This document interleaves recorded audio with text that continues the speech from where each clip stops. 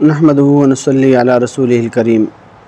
آج ہم بات کریں گے ابلیس کے بارے میں کہ ابلیس فرشتوں میں سے تھا یا جنات میں سے تھا۔ تو سب سے پہلے آپ سے گزارش ہے کہ اگر آپ ہمارے چینل پر نئے ہو تو ہمارے چینل کو سبسکرائب کریں تاکہ آنے والی تمام ویڈیوز آپ تک آسانی سے پہنچ سکیں۔ تو ابلیس کے بارے میں بات یہ ہے کہ ابلیس جنات میں سے تھا۔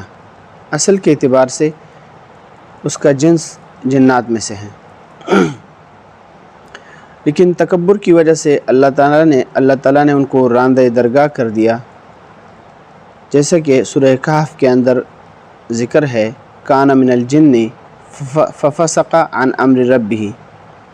تو اللہ تعالیٰ نے اس کا ذکر جنات میں سے کیا ہے، تو اس سے معلوم ہوتا ہے کہ ابلیس جو ہے وہ جنات میں سے تھا، اور وہ زیادہ عبادت کی وجہ سے وہ فرشتوں کے ساتھ اس کا رہن سہن تھا، تو اس لیے وہ فرشتوں کے اندر شمار ہوتا تھا، لیکن اس کی اصل جو تخلیق ہے وہ جنات میں سے ہے، جنات کے جنس میں سے ہے۔ تفسیر مظہری کے اندر اس آیت کے تحت سورہ کہف کی یہ آیت کان من الجن ففسق عن امر ربہ، اس آیت کے تحت اس کی توجیہ بیان کر دی ہے، جلد نمبر 1 صفحہ نمبر 56۔